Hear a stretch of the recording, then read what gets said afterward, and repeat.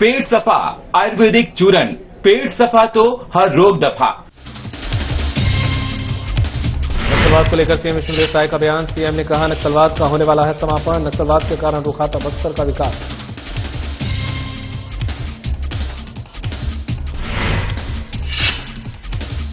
रायपुर में पदभार ग्रहण समारोह आयोजित, कार्यक्रम में सीएम साय ने की शिरकत। सीएम ने नवनियुक्त पदाधिकारियों को दी बधाई।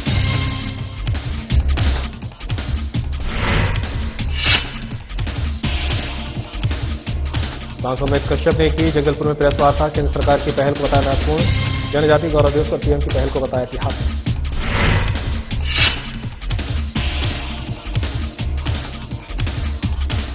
कांकेर में धान खरीदी केंद्रों में अव्यवस्था, किसान हो रहे भारी परेशान, किसानों का प्रशासन पर आरोप।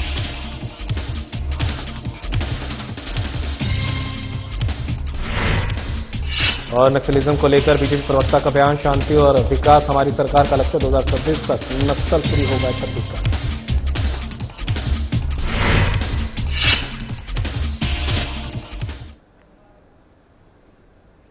नमस्कार, हमारे छत्तीसगढ़ लेकर मैं हूं आपके साथ संदीप निरंजन। सरकार खबरों का रुख करते हैं। नक्सलियों के खिलाफ मोर्चे पर डटी फोर्स को अब तक की सबसे बड़ी कामयाबी मिली है। देश के सबसे खतरनाक नक्सल कमांडरों में शामिल सीपीआई की बटालियन 1 के प्रमुख सीसी मेंबर और दंडकारण्य जोनल कमेटी के सेक्रेटरी माडवी हिडमा को छत्तीसगढ़ से लगे आंध्र प्रदेश के एलूरी सीताराम राजू जिले के मरेडमिल्ली जंगल से ग्रेहाउंड के जवानों ने मंगलवार सुबह मुठभेड़ में मार गिराया है। केंद्रीय गृह मंत्री अमित शाह ने सुरक्षा समीक्षा बैठक में शीर्ष सुरक्षा अधिकारियों को 30 नवंबर से पहले हिडमा को खत्म करने को कहा था।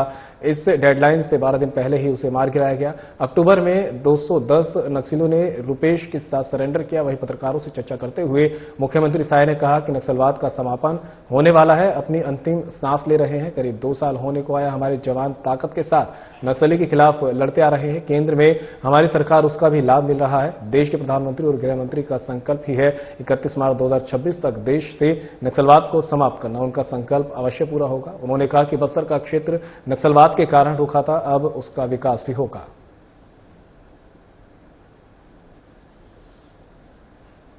केंद्र में भी हम नक्सलवाद का समापन होने वाला है, अपनी अंतिम सांसें ले रहा है और करीब 2 साल होने को आए हैं। हमारे जवान बहुत ताकत के साथ नक्सलवाद के खिलाफ में लड़े हैं और केंद्र में भी हमारी सरकार है, उसका भी लाभ है। और माननीय हमारे देश के यशस्वी प्रधानमंत्री नरेंद्र मोदी जी और माननीय गृह मंत्री जी, उनका तो संकल्प ही है कि 31 मार्च 2026 तक पूरे देश से नक्सलवाद को समाप्त करना और उनका संकल्प अवश्य पूरा होगा।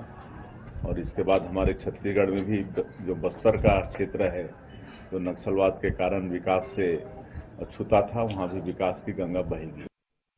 रायपुर में बुधवार को सीएम विष्णुदेव साय ने छत्तीसगढ़ राज्य लघु वनोपज व्यापार और विकास सहकारी संघ मर्यादित के नवनियुक्त अध्यक्ष के रूप में साय सलाम और उपाध्यक्ष यज्ञदक्ष शर्मा के पदभार ग्रहण कार्यक्रम में हिस्सा लिया। मेडिकल कॉलेज सभागार में आयोजित इस समारोह में बड़ी संख्या में वनोपज संग्राहक, जनप्रतिनिधि और अधिकारी मौजूद रहे। कार्यक्रम में सीएम साय ने दोनों नवनियुक्त पदाधिकारियों को शुभकामनाएं देते हुए कहा कि यह दायित्व अत्यंत महत्वपूर्ण है क्योंकि राज्य की बड़ी जनसंख्या वनोपज पर निर्भर है। उन्होंने कहा कि रूप साय सलाम स्वयं जनजातीय समुदाय से आते हैं, इसलिए वे वनवासियों की समस्याओं और आवश्यकताओं को गहराई से समझते हैं।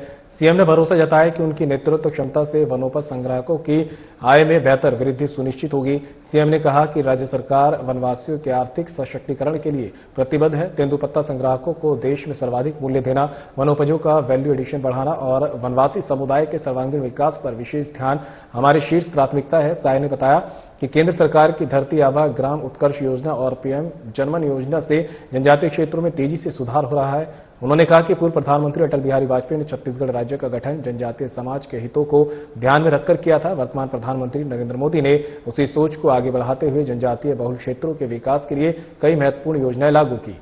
वन मंत्री केदार कश्यप ने अपने संबोधन में कहा कि राज्य की 32% आबादी जनजातीय है और लगभग 44% क्षेत्र वनाच्छादित है। ऐसे में वनोपज ही अधिकांश परिवारों की प्रमुख आजीविका है।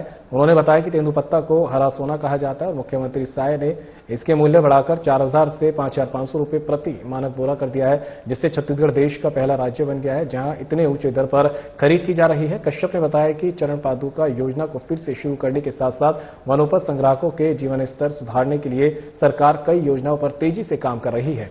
उन्होंने कहा कि वनवासियों के जीवन में ठोस बदलाव लाने के लिए सीएमसाई की सोच दृढ़ और जनकल्याणकारी है। कार्यक्रम में स्वास्थ्य मंत्री श्याम बिहारी जायसवाल, नॉन चेयरमैन संजय श्रीवास्तव, योग आयोग के अध्यक्ष रूप नारायण सिन्हा, आदिवासी स्वास्थ्य परंपरा बोर्ड के अध्यक्ष विकास मक्काम, वक्फ बोर्ड के चेयरमैन डॉक्टर सलीम राज, वनबल प्रमुख वी श्रीनिवासी राव सहित बड़ी संख्या में वनोपज संग्राहक उपस्थित थे।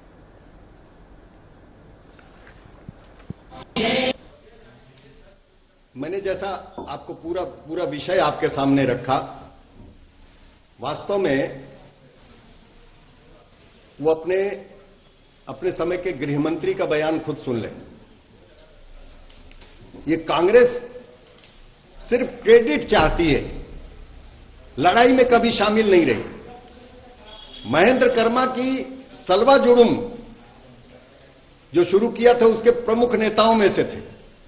कांग्रेस उनके साथ जुड़ी नहीं थी, कांग्रेस ने अलग करके रखा था अपने आप को सलवा जुड़ुम से, जो जन आंदोलन था। और कांग्रेस ने जो सलवा जुड़ुम के विरुद्ध में फैसला आया उसके जज को उपराष्ट्रपति बनाया, उसका कैंडिडेट बनाया। कांग्रेस की कभी भी स्पष्ट नीति नक्सलवाद में रही। भूपेश जी अब शायद उनके नेतृत्व का दबाव रहा होगा कि जिस प्रकार से लड़ाई लड़नी चाहिए थी उस प्रकार से लड़ाई नहीं लड़ी, बल्कि क्रेडिट के लिए, जनता के सामने प्रस्तुत करने के लिए कि हम उस लड़ाई में शामिल हैं, बस इतना ही उनका औपचारिक मामला है। बाकी पूरी पब्लिक डोमेन में यह बात है कि कांग्रेस का आचरण जो है नक्सलवाद के विरुद्ध कितना रहा। बस्तर सांसद महेश कश्यप ने प्रेस वार्ता आयोजित कर जनजातीय गौरव दिवस और जनजातीय उत्थान के लिए केंद्र सरकार की पहल को महत्वपूर्ण बताते हुए कई अहम बातें कही। उन्होंने कहा कि प्रधानमंत्री नरेंद्र मोदी ने भगवान बिरसा मुंडा की जयंती को जनजातीय गौरव दिवस के रूप में मनाने की पहल कर पूरे देश में जनजातीय इतिहास और संघर्ष को सम्मान देने का काम किया है। वहीं सांसद कश्यप ने कहा कि देश में जनजातीय समुदाय के कई वीर महापुरुषों ने अंग्रेजों के खिलाफ हथियार उठाकर लड़ाई लड़ी, लेकिन उन्हें इतिहास में वह स्थान नहीं मिला जिसके वे हकदार थे। उन्होंने याद दिलाया कि 1999 में पूर्व प्रधानमंत्री अटल बिहारी वाजपेयी पहली बार राष्ट्रीय मंच पर जनजातीय मुद्दों को मजबूती से उठाने वाले नेता थे।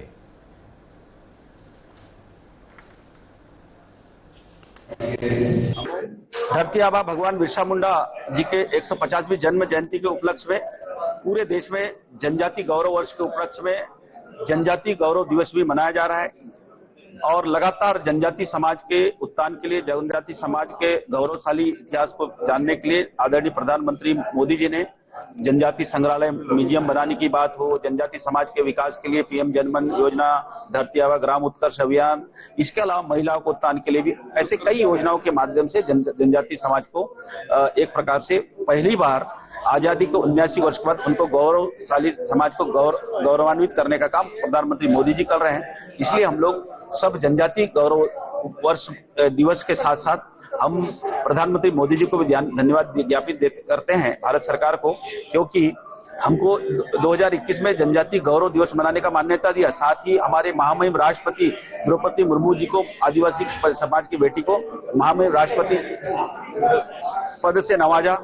हमारे छत्तीसगढ़ के मुख्यमंत्री को भी विष्णुदेव साय को आदिवासी मुख्यमंत्री बनाने का भी श्रेय जाता है। उड़ीसा का मुख्यमंत्री हमारे मोहन मांझी हो। इस प्रकार से जनजाति समाज को पहली बार भारतीय जनता पार्टी के सरकार में, मोदी जी की सरकार में एक सम्मान मिल रहा है, गौरव प्रदान हो रहा है। ये 60 साल तक इस देश में कुछ लोग राजनीति करते रहे और जनजाति समाज को जितना अपमानित तिरस्कारित करना था ये करते रहे। ये इसीलिए हम लोग जनजाति गौरव वर्ष मना रहे हैं और इस जनजाति गौरव वर्ष के उपलक्ष्य में हम लोग कई कार्यशालाओं के माध्यम से हमारे युवा पीढ़ी को जनजाति गौरव के बारे में हम लोग परिचित करा रहे हैं। छत्तीसगढ़ में 15 नवंबर से समर्थन मूल्य पर धान खरीदी की प्रक्रिया शुरू हो चुकी है, लेकिन कांकेर जिले में अधिकांश धान खरीदी केंद्र अब भी अव्यवस्था से जूझ रहे हैं। कई केंद्रों में खरीदी शुरू नहीं हो सकी है, जबकि जहां खरीदी शुरू हुई है वहां भी अव्यवस्थित हालात बने हुए हैं। इस अव्यवस्था का सीधा असर किसानों पर पड़ रहा है। सहकारी समिति के कर्मचारियों और डेटा ऑपरेटरों की हड़ताल की वजह से खरीदी प्रणाली बुरी तरह प्रभावित हुई है। उनकी जगह अन्य विभागों के कर्मचारियों को ड्यूटी पर लगाया गया है, लेकिन खरीदी प्रक्रिया में अनुभव न होने के कारण काम बेहद धीमी गति से चल रहा है। कई दिनों पर हमाल उपलब्ध नहीं है, जिससे किसानों को बारदाना ढोने और इलेक्ट्रॉनिक कांटा पर बोरे रखने तक का काम खुद करना पड़ रहा है। बारदाना की कमी, अनुभवी स्टाफ का अभाव और बुनियादी सुविधाओं की कमी के कारण खरीदी व्यवस्था चरमरा गई है। कई किसानों के टोकन कटने के बावजूद खरीदी नहीं हो रही, जिससे उन्हें अगले दिन दोबारा केंद्रों के चक्कर लगाने पड़ रहे हैं। इससे उनका समय और मेहनत तो बर्बाद हो ही रहा है, साथ ही आर्थिक नुकसान भी बढ़ रहा है। किसानों का आरोप है कि खरीदी शुरू होने से पहले प्रशासन ने पर्याप्त तैयारी नहीं की। इसी कारण लखनपुरी, टहंकापार, जेपरा, हाराडूला, कोटेला, हलबा, अवरी सहित जिले के कई धान खरीदी केंद्रों में अव्यवस्था का आलम है। किसानों में नाराजगी बढ़ती जा रही है और वे जल्द से जल्द व्यवस्था सुधार की मांग कर रहे हैं।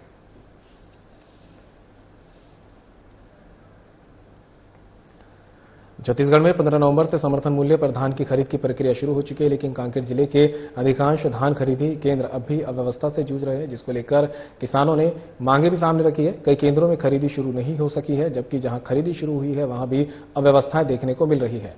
सहकारी समिति के कर्मचारियों और डेटा ऑपरेटरों की हड़ताल की वजह से खरीदी प्रणाली बुरी तरह से प्रभावित है। इससे किसानों को दोहरी मार झेलनी पड़ रही है। उनकी जगह अन्य विभागों के कर्मचारियों को ड्यूटी पर लगाया गया है, लेकिन खरीदी प्रक्रिया में अनुभव न होने के कारण काम बेहद धीमी गति से चल रहा है। कई केंद्रों पर हमाल उपलब्ध नहीं है, जिससे किसानों को बारदाना ढोने और इलेक्ट्रॉनिक कांटा पर बोरे रखने तक का काम खुद करना पड़ रहा है। बारदाना की कमी, अनुभवी स्टाफ का अभाव और बुनियादी सुविधाओं की कमी के कारण खरीदी व्यवस्था पूरी तरह से चरमराई हुई है। कई किसानों को टोकन काटने के बावजूद खरीद नहीं हो रही, जिसके चलते उन्हें फिर दोबारा से अगले दिन पहुंचना पड़ रहा है। इससे उनका समय और मेहनत तो बर्बाद हो ही रही है, साथ ही किसानों को आर्थिक नुकसान भी उठाना पड़ रहा है। किसानों का आरोप है कि खरीदी शुरू होने से पहले प्रशासन ने प्राप्त तैयारी नहीं की थी। इसी वजह से लखनपुरी, टहंकापारा समेत कई जिलों के धान खरीदी केंद्रों में अव्यवस्था का आलम है। किसानों में नाराजगी बढ़ती जा रही है और उन्होंने जल्द से जल्द व्यवस्था सुधार की मांग की है।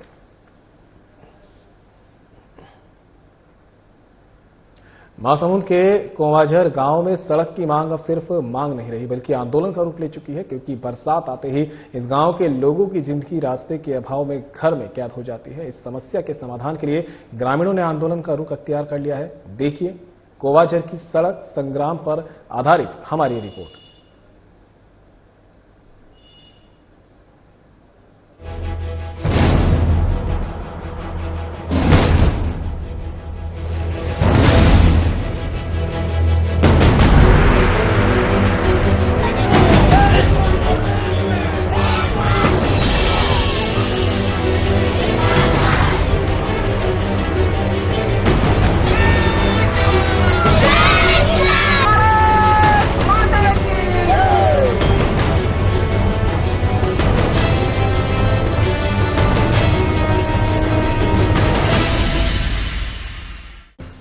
महासमुंद के ग्राम कोवाझार में ग्रामीणों का सब्र का बांध आखिर टूट गया। कोवाझार गांव में मूलभूत सुविधाओं की कमी होने के कारण इस गांव के ग्रामीण बेहद परेशान रहते हैं। ग्रामीणों के मुताबिक गांव में सड़क, शिक्षा, चिकित्सा, बिजली के साथ साथ पेयजल की समस्या से ग्रामीण जूझ रहे हैं। इस समस्या के समाधान के लिए ग्रामीणों ने शासन प्रशासन से न्याय की गुहार लगाकर थक चुके हैं, लेकिन कई साल बीत जाने के बाद भी शासन प्रशासन की तरफ से ग्रामीणों को सिर्फ आश्वासन ही मिला। ग्रामीणों के मुताबिक गांव से बाहर जाने के लिए सिर्फ और सिर्फ एक कच्ची पगडंडी है, जो बरसात के दिनों में दलदल में तब्दील हो जाती है। इसी समस्या से तंग आकर ग्रामीणों ने आज सड़क निर्माण की मांग को लेकर जोरदार धरना प्रदर्शन किया। क्या कुछ आश्वासन मिला आपको? अभी तो मेरे सामने में तहसीलदार तो नहीं बोल रहे हैं, जब उसको देना चाहिए। हम मांग करने आए थे, 1 घंटा कहते कहते भी आया है, बहुत मुश्किल से। इतना परेशानी से वहां से आए हैं, पैदल चलते चलते 1 घंटा कहते कहते 2 घंटे में आए।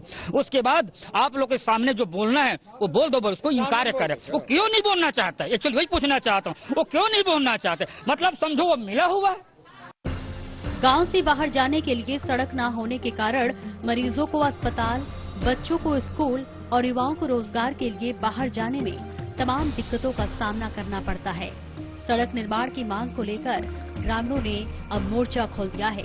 सड़क की मांग को लेकर ग्रामीणों ने आंदोलन के रूप में विरोध प्रदर्शन किया। इस प्रदर्शन में युवाओं के साथ साथ बच्चों और बुजुर्गों ने भी हिस्सा लिया। अभी तक तो हमें बस यही आश्वासन मिला है मैम कि हम उसका टीम गठित कर रहे हैं, उसके बाद हम गांव में जांच के लिए जाएंगे। अभी उसका भी गारंटी है या नहीं, उसका भी कोई ये नहीं है।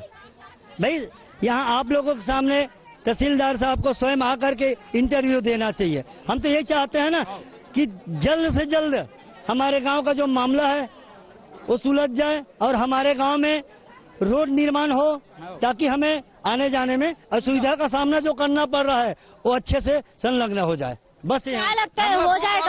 आज तहसीलदार के पास आप लोग ज्ञापन सौंपे हो, ज्ञापन सौंपने के बाद क्या आपको लगता है कि आपका कार्य हो पाएगा?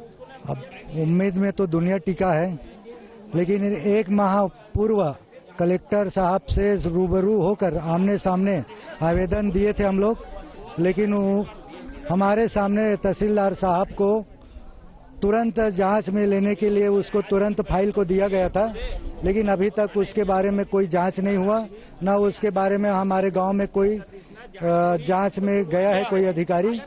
फिर दोबारा हमको इसीलिए पूरा गांव को उठकर यहाँ आना पड़ा। 1 महीने तक आप लोगों ने जंग लड़ा है, तो आगे कुछ नहीं होगा तो क्या करोगे? आगे आपका क्या करना है? आगे हम लोग अब जन दर्शन गुरुवार को जो मुख्यमंत्री जन दर्शन है वहाँ पूरा जाएंगे हम गांव ग्रामवासी समझकर, और कल हम लोग कलेक्ट्रेट में भी और जाएंगे जन दर्शन में।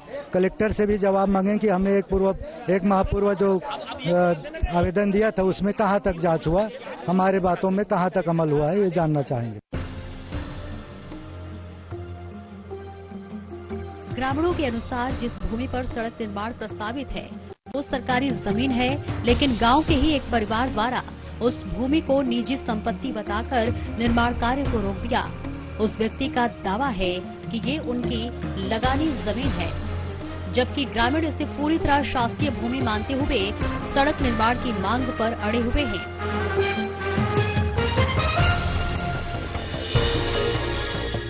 ग्रामीणों की इस लड़ाई पर सरकार का अगला कदम क्या होगा, ये आने वाले दिनों में साफ होगा। फिलहाल कौवाझर की उम्मीदें प्रशासन की ओर टिकी है। ब्यूरो रिपोर्ट, साधना प्लस न्यूज। नक्सली कमांडर हिडमा के एनकाउंटर और नक्सलियों की लगातार खात्मे को लेकर बीजेपी प्रदेश प्रवक्ता शिवनारायण पांडे का बयान सामने आया। उन्होंने कहा कि शांति और विकास हमारी सरकार का स्पष्ट मंतव्य है। उन्होंने कहा कि गृह मंत्री अमित शाह जब बस्तर ओलंपिक में आए थे तो उन्होंने हिडमा के लिए कहा था कि 30 तारीख तक हम हर हालत में उसे पकड़ लेंगे या उसका एनकाउंटर कर देंगे, और आज हिडमा मारा गया है। सुकमा और बाकी जगह बस्तर में पटाखे फोड़कर लोग दिवाली मना रहे हैं। साथ ही उन्होंने ये भी कहा कि 2026 तक विष्णुदेव सरकार आतंकवाद का पूरी तरह से खात्मा कर देगी।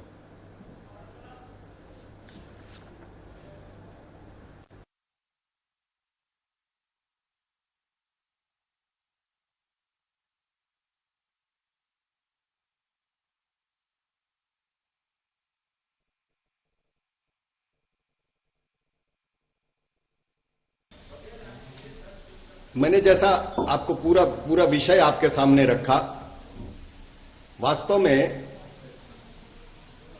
वो अपने समय के गृह मंत्री का बयान खुद सुन लें। ये कांग्रेस सिर्फ क्रेडिट चाहती है, लड़ाई में कभी शामिल नहीं रही। महेंद्र कर्मा की सलवा जुड़ुम जो शुरू किया था उसके प्रमुख नेताओं में से थे। कांग्रेस उनके साथ जुड़ी नहीं थी, कांग्रेस ने अलग करके रखा था अपने आप को सलवा जुड़ुम से, जो जन आंदोलन था। और कांग्रेस ने जो सलवा जुड़ुम के विरुद्ध में फैसला आया उसके जज को उपराष्ट्रपति बनाया, उसका कैंडिडेट बनाया। कांग्रेस की कभी भी स्पष्ट नीति नक्सलवाद में रही। भूपेश जी अब शायद उनके नेतृत्व का दबाव रहा होगा कि जिस प्रकार से लड़ाई लड़नी चाहिए थी उस प्रकार से लड़ाई नहीं लड़ी, बल्कि क्रेडिट के लिए, जनता के सामने प्रस्तुत करने के लिए कि हम उस लड़ाई में शामिल हैं, बस इतना ही उनका औपचारिक मामला है। बाकी पूरी पब्लिक डोमेन में ये बात है कि कांग्रेस का आचरण जो है नक्सलवाद के विरुद्ध कितना रहा। खबर कोरबा से है, जहां एसपी सिद्धार्थ तिवारी के निर्देश पर पुलिस की विशेष टीम ने कार्रवाई करते हुए डकैती की बड़ी साजिश का पर्दाफाश किया है। पुलिस ने इस मामले में 19 आरोपियों को गिरफ्तार किया है। वरिष्ठ अधिकारियों के दिशा निर्देशन के आधार पर पुलिस की 5 अलग अलग टीम बनाई। इन टीमों में कई थानों के अधिकारी के साथ साइबर सेल के लोग भी शामिल थे। पुलिस ने सीसीटीवी के आधार पर आरोपियों की पहचान कर गिरफ्तारी की है।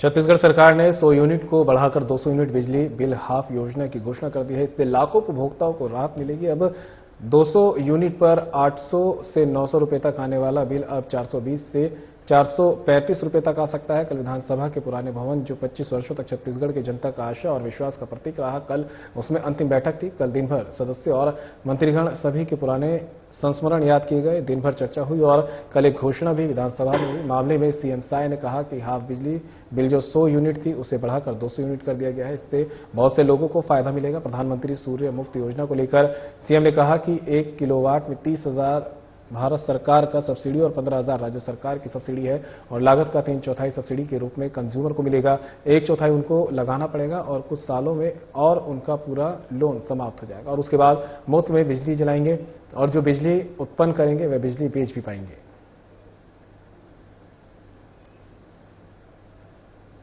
करीब 2 साल होने 31 मार्च तक है और उनका संकल्प अवश्य पूरा होगा। ये 200 यूनिट बिजली जो बिल है वो हाफ करने की घोषणा कर दी है। जी बिल्कुल, कल विधानसभा के पुराने भवन, जो 25 वर्षों तक छत्तीसगढ़ की जनता का आशा और विश्वास का प्रतीक था, उसमें कल अंतिम बैठक था और कल दिन भर हमारे माननीय सदस्यगण, हमारे मंत्रीगण सभी ने अपने पुराने संस्मरण याद किए, सहभागिता को याद किए, दिन भर चर्चा हुई और कल एक घोषणा भी विधानसभा में किए हैं। जो हाफ बिजली बिल 100 यूनिट तक था उसको बढ़ा के 200 यूनिट किए हैं। इससे बहुत लोगों को फायदा होगा और थोड़े जो बचेंगे उनके लिए जो प्रधानमंत्री सूर्य घर मुफ्त बिजली योजना है, जिसमें 1 किलोवाट में 30,000 भारत सरकार का सब्सिडी है और 15,000 प्रदेश सरकार का सब्सिडी है और लागत का 3/4 सब्सिडी के रूप में कंज्यूमर को मिलेगा। 1/4 उनको लगाना पड़ेगा और कुछ वर्षों में उनका पूरा लोन समाप्त हो जाएगा तो मुफ्त में बिजली वो जलाएंगे और जो ज्यादा किलोवाट में बिजली पैदा करेंगे वो बिजली बेच भी पाएंगे। ऊर्जादाता भी वो बनेंगे, उसको सरकार खरीदेगी और उसके एवज में उनको पैसा भी मिलेगा। बस्तर जिले के जगदलपुर की ट्रैफिक पुलिस इन दिनों नेशनल हाईवे को चेकिंग का संगम स्थल बनाया है, जहां लगातार यात्रियों और राहगीरों को ट्रैफिक के जाने का थोड़ी दूर में खड़े होकर इंतजार करना पड़ता है, क्योंकि बस्तरिया राहगीर अपने निजी कार्य के पूर्ति के लिए सीमित रुपए लेकर जगदलपुर की ओर मार्केट के लिए निकलता है, लेकिन रास्ते में ही चेकिंग और चालान के नाम पर बस्तर अंचल के राहगीर शिकार होते नजर आ रहे हैं। जगदलपुर से तकरीबन 15 किलोमीटर दूर परचनपाल के पास चेकिंग आए दिन जारी रहती है, जहां चालान कम और रुपए ज्यादा लेने की बात सामने आती रहती है।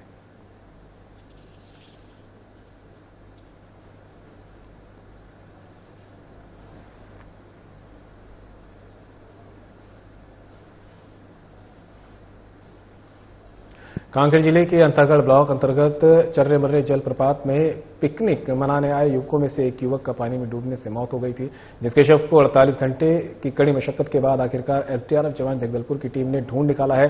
बता दें कि पिकनिक आए युवकों में से एक युवक डूबने लगा था, जिसे बचाने के लिए उनके साथ आए एक युवक ने पानी में छलांग लगा दी। पहले डूब रहे युवक को अन्य साथियों के द्वारा बचा लिया गया, लेकिन डूब रहे युवक को बचाने गए दूसरे युवक पानी में डूब गया, जिसके बाद से जिला मुख्यालय से आए गोताखोरों की टीम ने कल सोमवार को पूरे दिन युवक के शव को ढूंढते रहे, लेकिन शाम तक युवक का शव नहीं मिल पाया, जिसके बाद से संभाग मुख्यालय जगदलपुर से आए एसडीआरएफ की टीम पहुंचकर लगातार युवक के शव को ढूंढने की कोशिश कर रहे थे, जिसकी कड़ी मेहनत से 48 घंटे बाद युवक के शव को बरामद किया गया है, जिसे अंतागढ़ पुलिस अपने कब्जे में लेकर पोस्टमार्टम के लिए भेज दी है। जानकारी के अनुसार युवक का नाम श्याम सागर बताया जा रहा है, जो चंद्रपुर महाराष्ट्र का रहने वाला है और पानीडोबीर एक्सिस बैंक में बीआरओ के पद पर पदस्थ था और अपने स्टाफ के साथ चर्रेमर्रे जलप्रपात घूमने आया था और यह हादसा हो गया।